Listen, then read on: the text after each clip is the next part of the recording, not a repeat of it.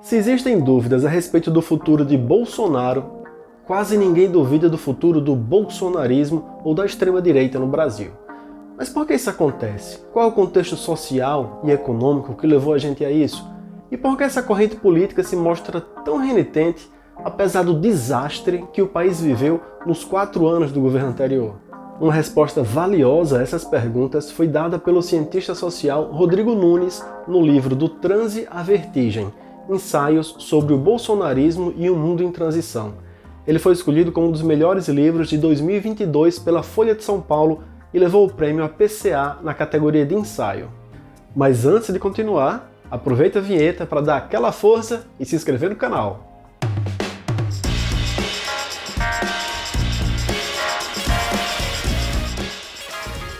Pois é, o Rodrigo Nunes propõe fazer uma análise do bolsonarismo levando em conta principalmente os discursos sociais que acabaram se juntando para formar esse fenômeno político.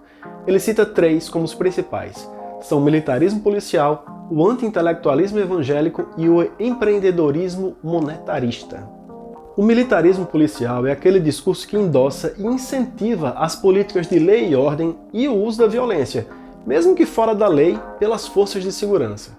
O anti-intelectualismo evangélico não precisa ser evangélico. Ele pode ser católico, pode ser neoliberal.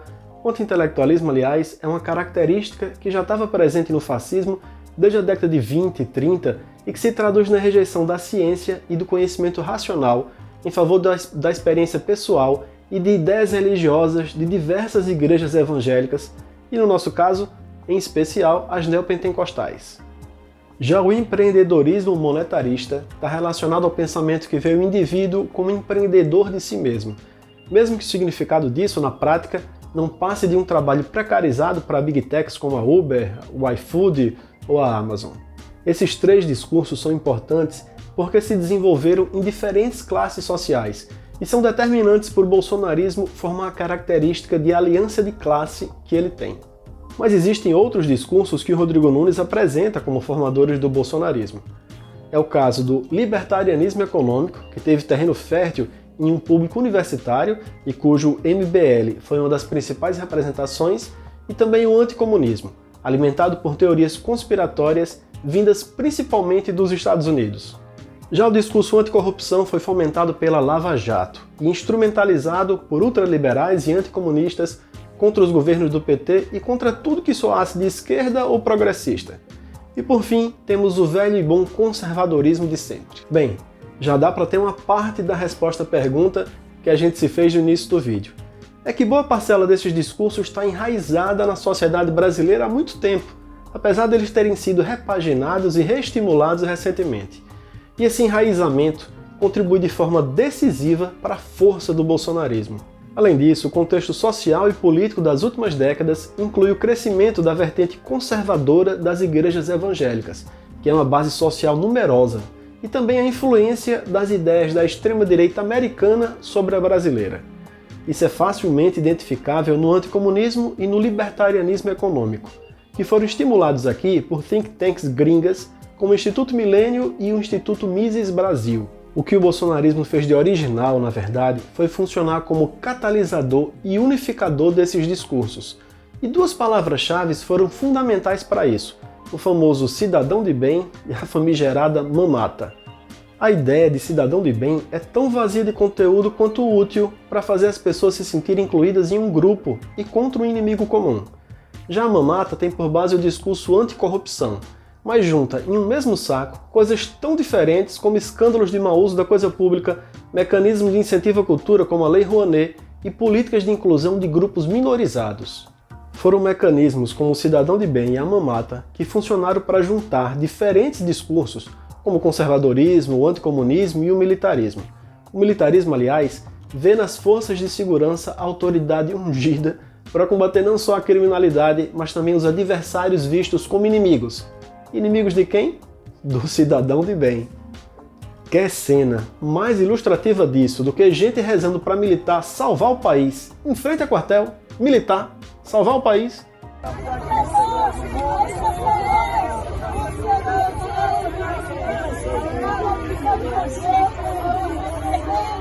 Tá, mas daí você pode perguntar, Se a maioria desses discursos já estavam presentes em maior ou menor grau na sociedade brasileira, porque foi só recentemente que eles retomaram força e contribuíram para colocar o bolsonarismo de pé?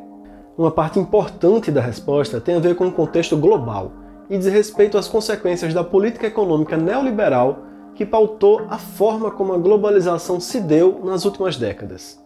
Esse modelo preconizou e realizou o desmonte do estado de bem-estar social, das legislações trabalhistas e das regulações ao capital. O saldo foi o crescimento do desemprego, da precarização do trabalho e da desigualdade. Tudo isso justificado por uma ideologia individualista que coloca a culpa de quem se ferra nele mesmo que o sujeito seja vítima de processos históricos que marginalizaram seu grupo social ou étnico por gerações e gerações. Então você tem crescimento da desigualdade, redução do padrão de vida das famílias e, para completar, garantias sociais que desapareceram.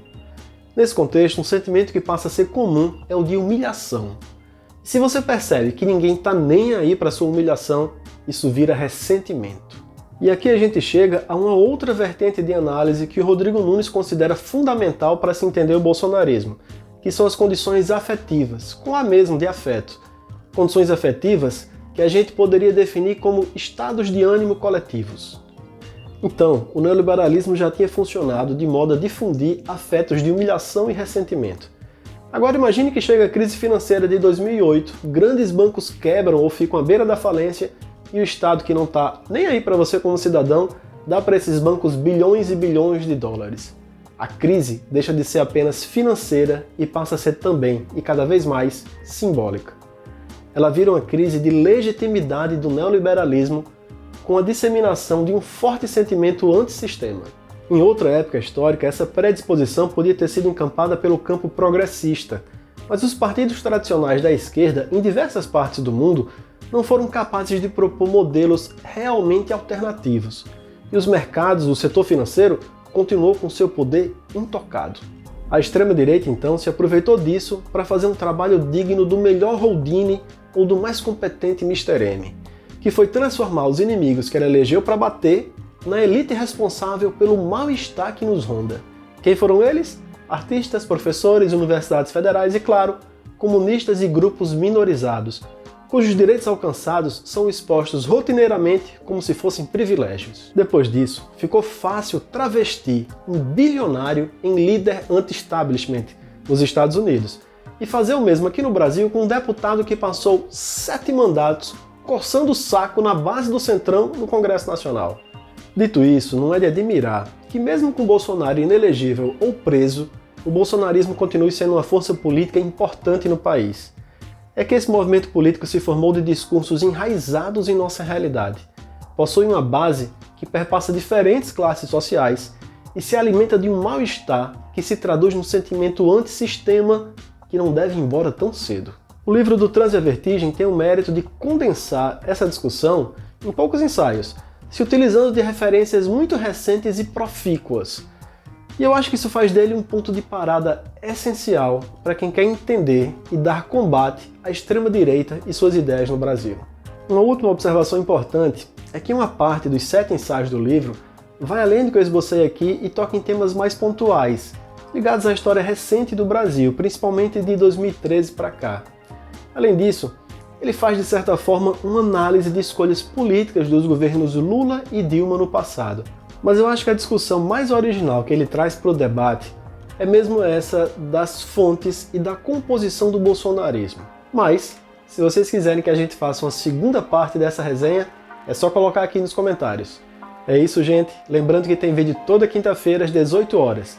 Curte esse vídeo, assina o canal e valeu, tchau!